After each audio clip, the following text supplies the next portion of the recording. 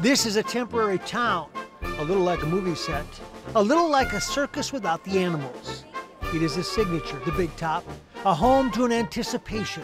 They have set up camp this week. They will soon come to life inside. Programs, come get your programs. Need some Mama Lunar memories? I got them here for you. Come get your programs. Cirque du Soleil, the traveling act, the place where bodies become magic in motion, where the energy takes over a crowd.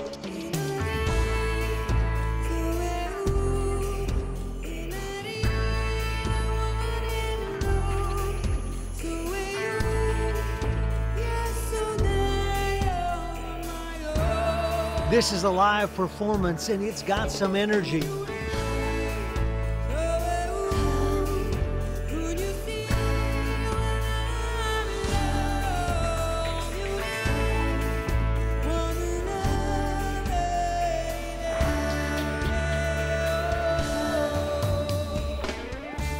What is it that gets your juices flowing and makes this fun?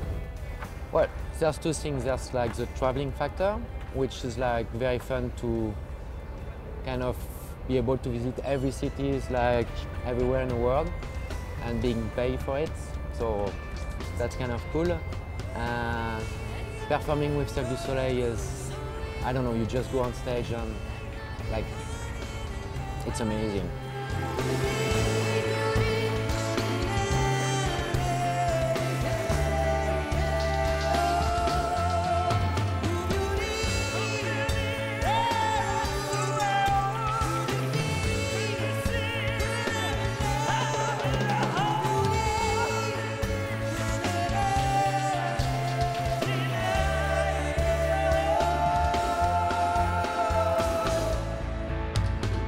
Johan knows he was a performer, now serves as a coach. This is about connecting with an audience. To get people coming with you in your world. Yep, and that's the challenge. Yes. So it's not them into that world if you stay just yourself, like people just are watching someone doing something. But if you can like get the audience with you, which is like very hard for a gymnast to understand that, then it's like it's much better. While the performance makes it worthwhile, there has to be a reward for this nomadic lifestyle.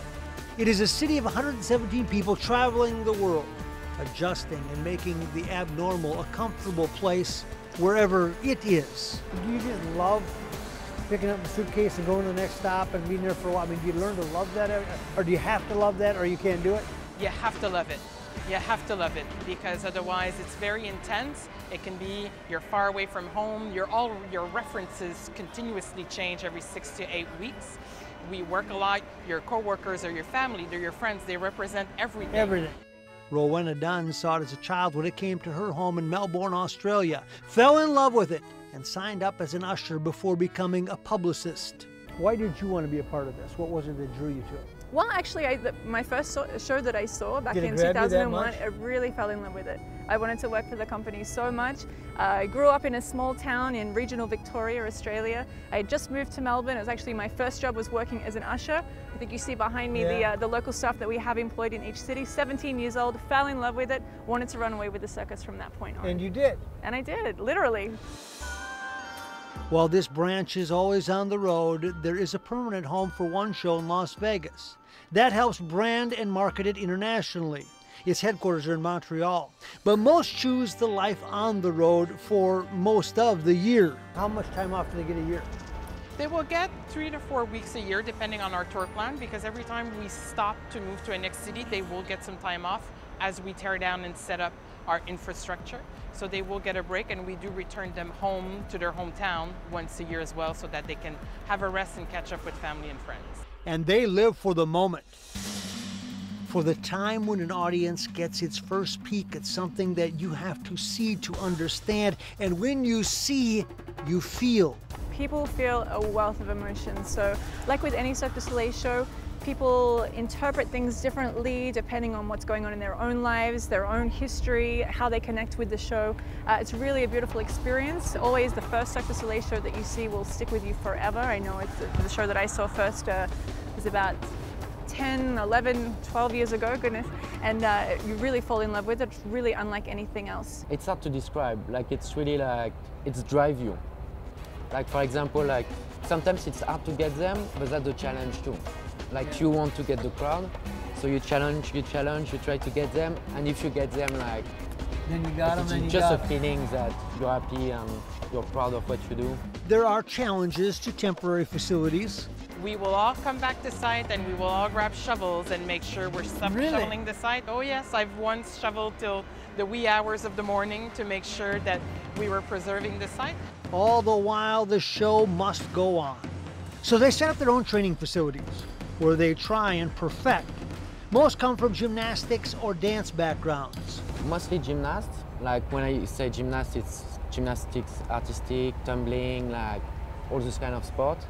But we also have like dancers or people that just went to a circus school. So it's like we have people from everywhere. All share an amazing ability to focus and adapt. Who are these people? What is their life like?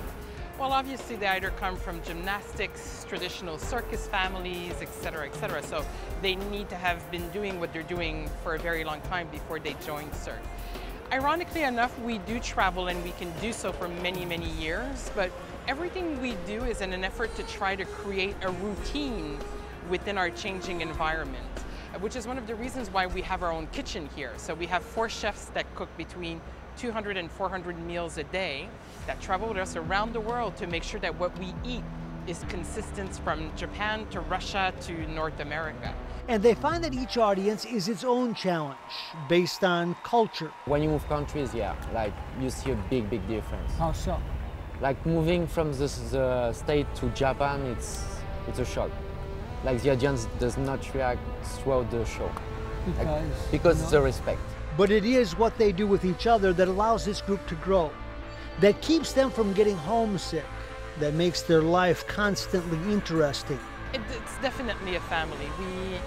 We will spend Christmas together, we spend most holidays together, and we always ensure that we invest time, not just in doing the show, but in the tour culture and ensuring that people are well looked after. So we'll do Christmas parties, we'll set up a Christmas tree in the kitchen, we'll do gifts for everybody, we'll do a huge turkey when Thanksgiving comes around. That is what is revealed behind the curtain.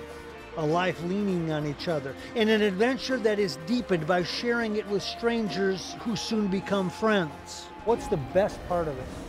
I think it's the family. It's a really family community that we have. That's what you feel, huh? Absolutely. We're 117. We're 17 different nationalities. So you've always got somebody to talk to hang out with, to spend time with. Of course, you can still have some alone time as well, but it really is such a community feel. I mean, we're working together. Does everybody get their own hotel room, or you got roommates? We do. So we're pretty lucky, depending on the length of stay that we are staying in a city. So we might be in a city for, let's say, 8, 9, 10 weeks. Life to the Max is brought to you by Life Touch, photography for a lifetime.